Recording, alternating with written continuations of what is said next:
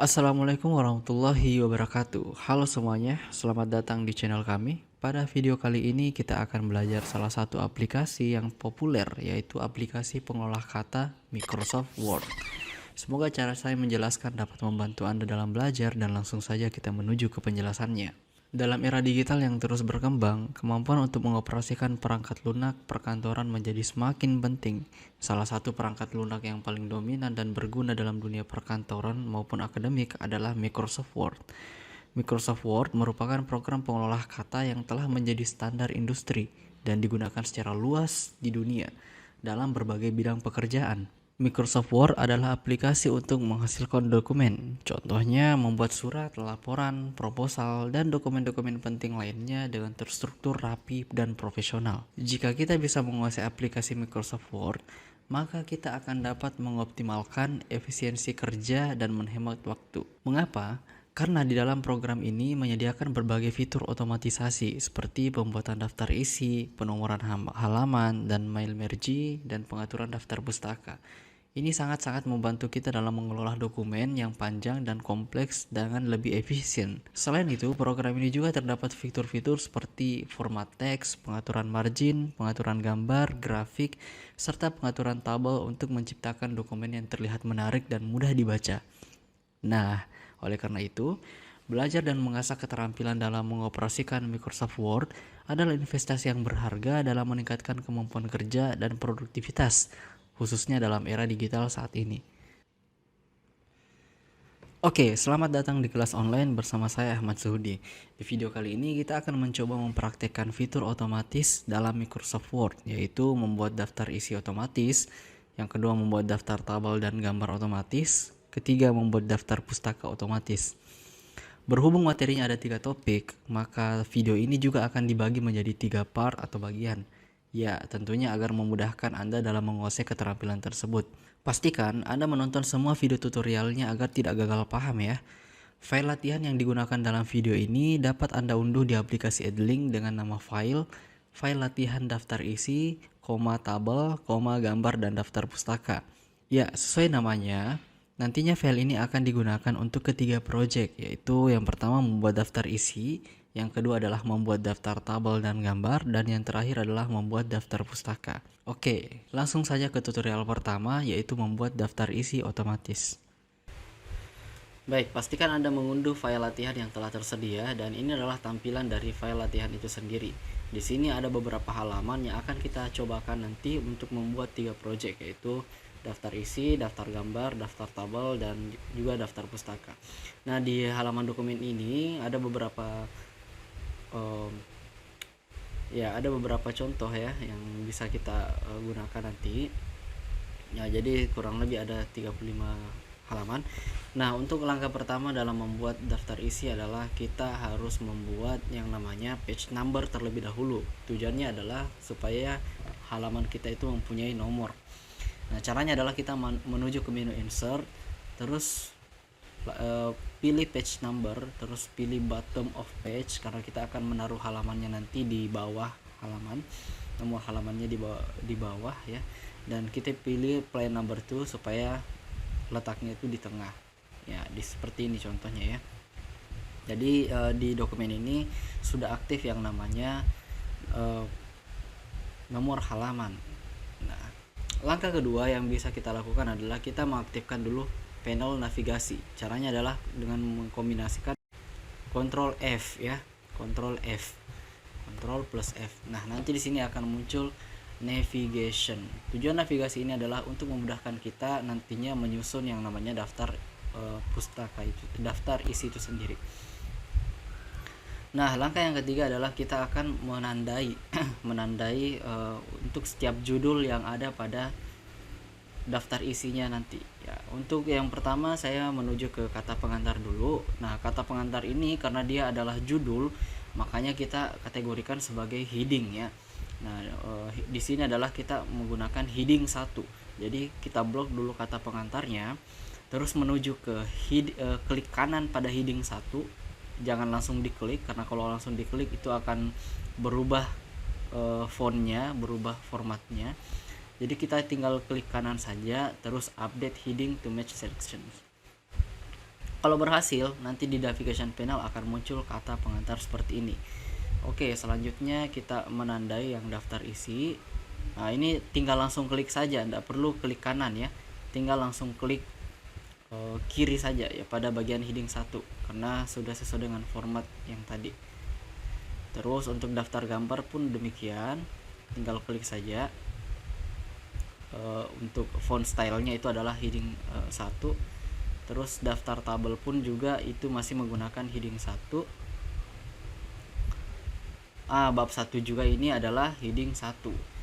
Namun di sini kalau saya langsung klik heading 1, nah pada bagian navigation panel itu akan terdiri dari 2 baris ya, bab 1 sama bab pendahuluan.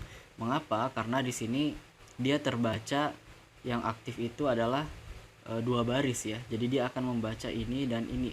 Nah, caranya adalah kita sejajarkan dulu bab satunya seperti ini. Terus kita tekan yang namanya shift enter ya, supaya dia berbeda baris ya, tapi masih dalam satu ranah seperti itu. Makanya muncul seperti ini. Nah, untuk bab 1 ini sudah selesai, masih heading 1.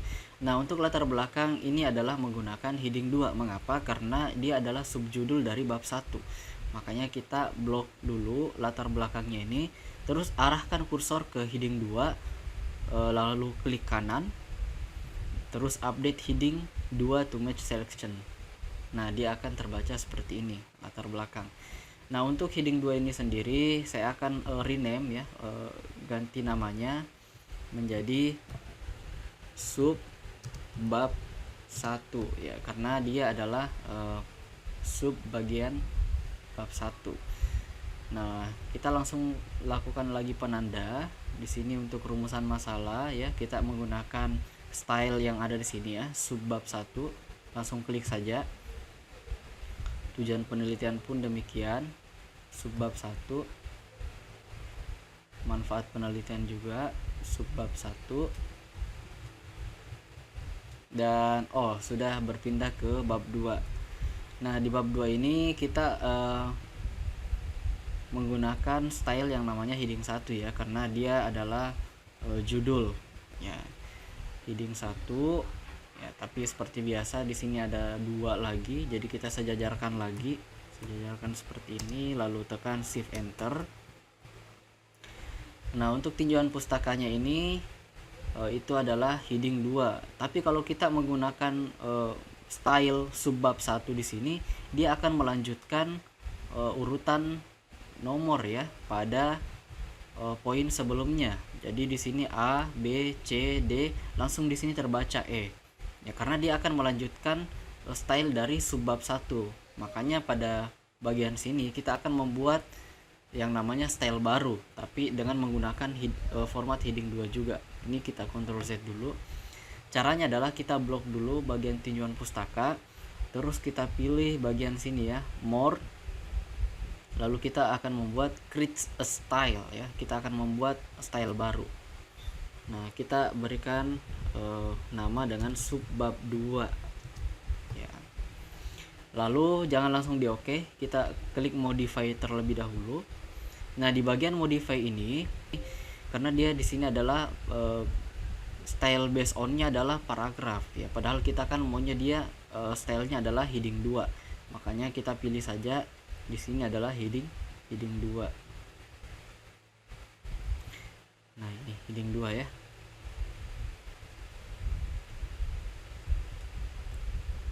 Oke, kalau sudah, kita tinggal tanda ini bold ya, karena saya ingin keterangan judulnya itu tebal.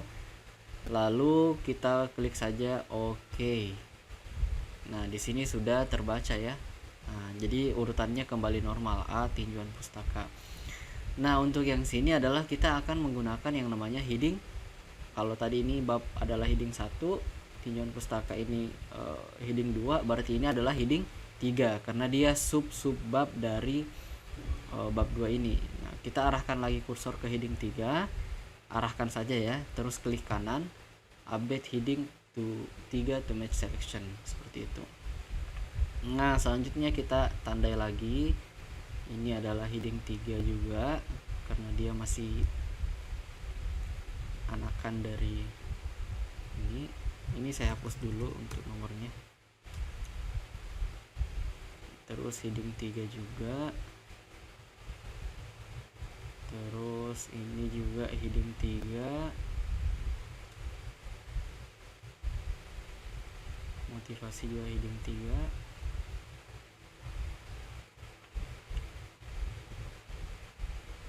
hasil belajar pun heading 3,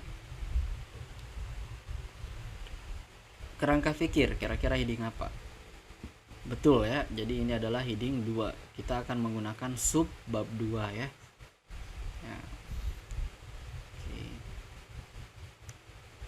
Oke, kita sudah menuju di bab 3. Nah, di sini bab 3 dia adalah heading 1 ya, karena dia adalah judul. Nah, di sini kita sejajarkan lagi. Spasi, shift enter. Nah, di sini untuk jenis penelitian kita akan membuat style baru lagi, artinya sub bab 3. Jadi kita akan membuat style sub bab 3. Kita blok dulu, terus klik ini ya, more, terus pilih create a style. Terus kita ubah menjadi sub bab 3. Modify seperti tadi ya. Kita pilih heading 2. Sini. Bold karena saya ingin babnya itu tebal. Terus kita pilih OK. Nah, kita tinggal menandai seperti tadi ya. Ini kita akan menggunakan style subbab 3. Ingat jangan sampai salah klik ya. Terus ini juga subbab 3.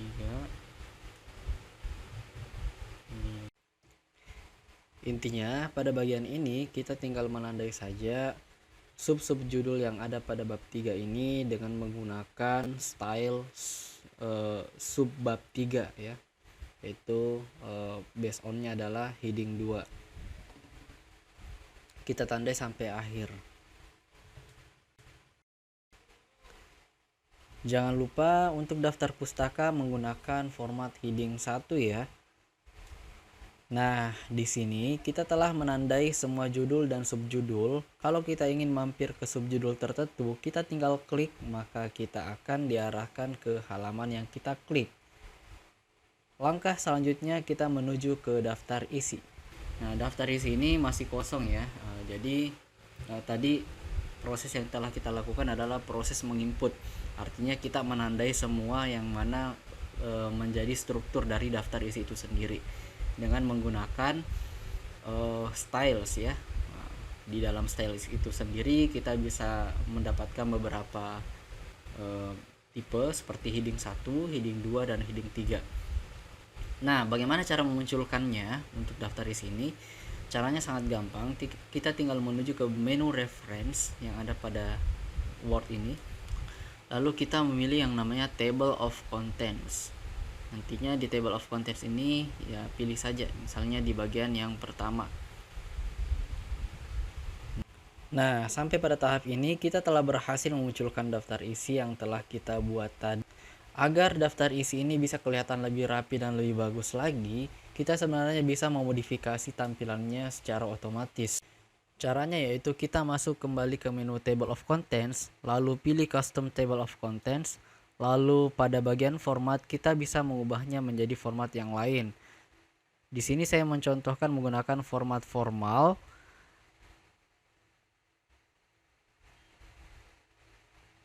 Dan ya, ini langsung dikonfirmasi saja.